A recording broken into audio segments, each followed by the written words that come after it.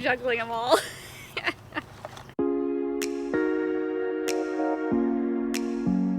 Well, welcome back to the cottage farmstead. Today we're going to be harvesting our onions. The weather forecast is predicting that there's a tropical storm coming. Well, they can't determine if it's a tropical storm or tropical cyclone. If it is a tropical storm, they're going to name it Claudette. We'll find out later, but either way, it's supposed to be pretty rainy for a few days. They're predicting 2 to 3 inches of rain, which would not be great for onions that are just ready to harvest. And we have been waiting on these onions since December, so we really just don't want to lose the harvest. We were kind of counting on these onions for being our supply of onions for our recipes for the next 4 to 6 months.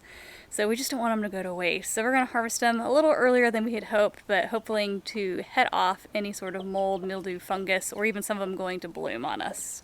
So let's get loaded up.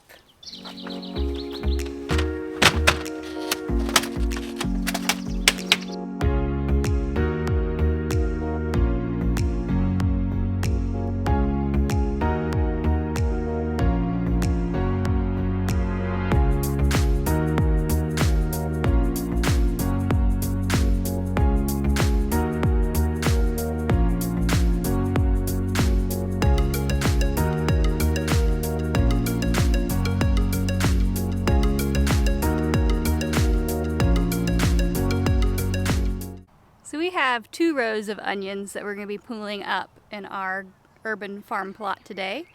So you can see most of them are ready. There's a few small ones intermixed that we're going to leave in, but we're going to be pulling out the rest of them today. Beautiful.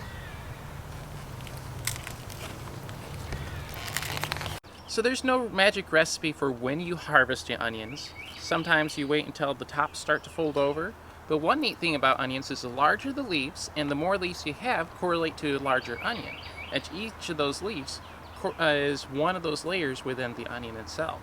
So as soon as it starts to flop over, you'll want to pull it relatively soon, otherwise you can get some root fungus that grows in there. In our case, because we have a large weather system coming through, we're going to go ahead and pull them before they start to fall over, just so that we don't have any molds or mildews that start to affect the onion.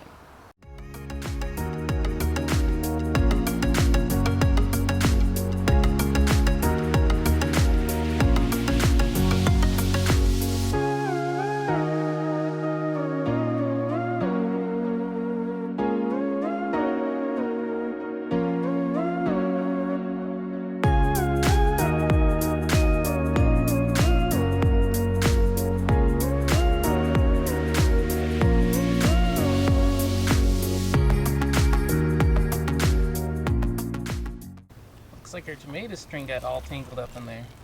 Actually, I think this is for one of the peppers, but we haven't needed it yet. Oh. Look at that. Wow. Man. Whoop. Juggling them all. There we go. They're free.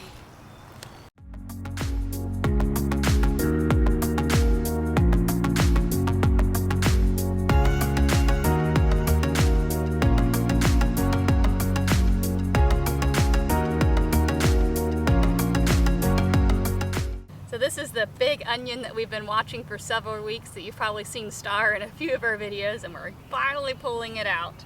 It's fallen over on us. It looked like it might start blooming, and we just really don't want it to rot. I can feel it's getting kind of soft and it's getting a little mushy on the outside, so we're going to pull it up. Look at that whopper.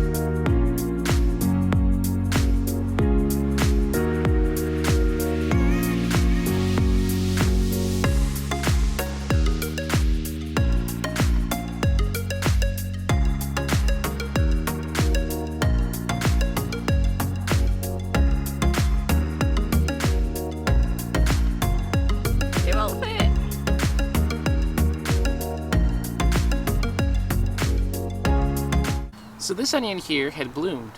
What usually happens when an onion starts to bloom is the layers inside will actually start to separate.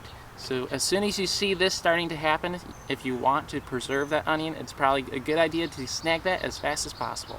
As you can see, we have a couple smaller onions here and we have them smattered throughout the rest of the 2 rows. We're going to risk leaving these in the ground despite the 2 to 3 inches of rain we're supposed to get tomorrow because they're just not quite big enough to make it worth chopping them up at this point. So we're going to see if they bulb up a little bit more over the next few weeks.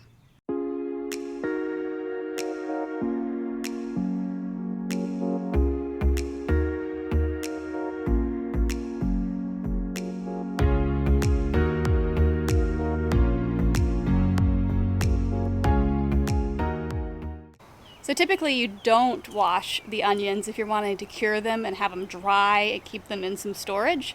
This particular variety would only have about a 4-month storage life anyways, and our house is very humid. We usually let it be pretty warm in the summer, so these would rot pretty quickly in our house. We don't have a root cellar yet. We hope to have one day. So what we typically do with onions is we chop them up with our food processor, lay them in a flat baking sheet, and then let them freeze, and then we can use those as we go making soups and stews, tacos, that sort of thing. We can just pull them right out of the freezer. And if you're interested in this particular type of onion, it is called Expression, which is available from Johnny C. Company. Otherwise, you can also get transplants from Banner Greenhouses as well.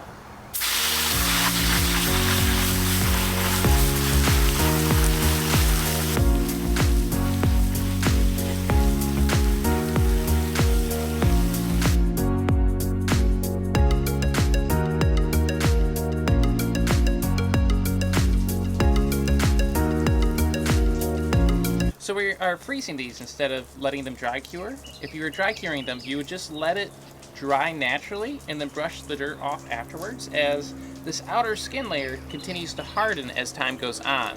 So since we are just freezing them, we're going to go ahead, take those roots off, cut the top off, and then that'll enable us to peel the skin off while we're out here. So that going into the house, all that we're going in with is a beautiful onion.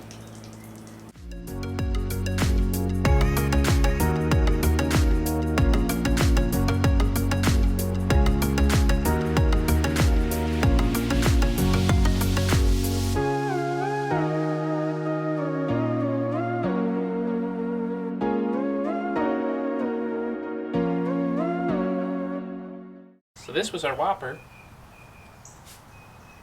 Almost a pound.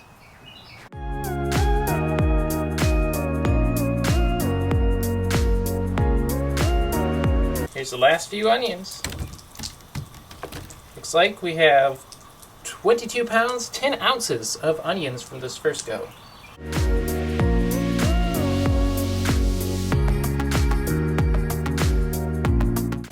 The storm's blowing in.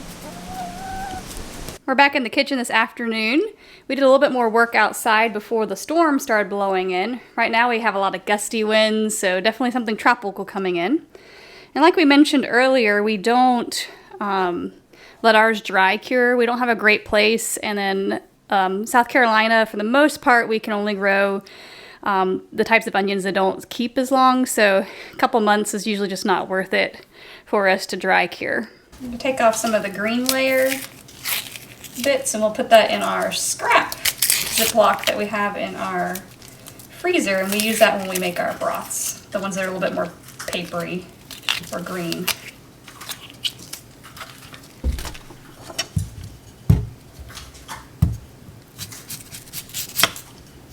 Take the root off, and then I'll need it in chunks in order to get it in the shredder.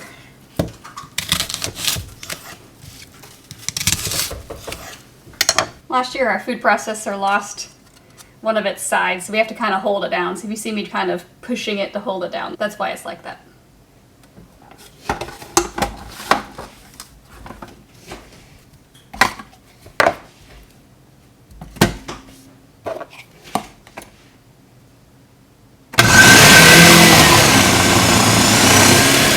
So we ended up only food processing the first round of onions, And you can see while we're food processing here that there's a lot of water in this particular variety of onion, so it was almost mushy and more like onion water.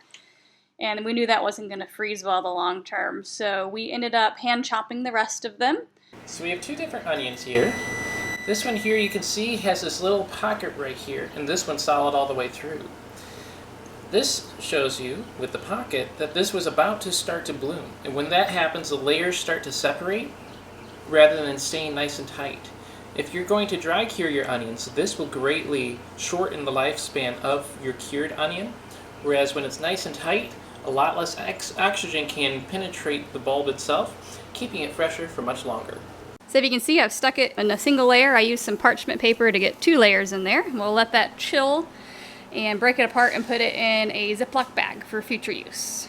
Well, we wrapped up the onion harvest and cleanup and are just wrapping up for the day. It was amazing. We ended up getting 4 whole bags of onions, all diced up and ready to go in the freezer. That way, whenever we're making soups or sauces, we can just pop out the onions and use them as we need. There are some more onions in the ground which we will be using once they fully mature. And at that stage, we're hoping to dehydrate those for onion powder and minced onion as well. Well, until next time, happy growing.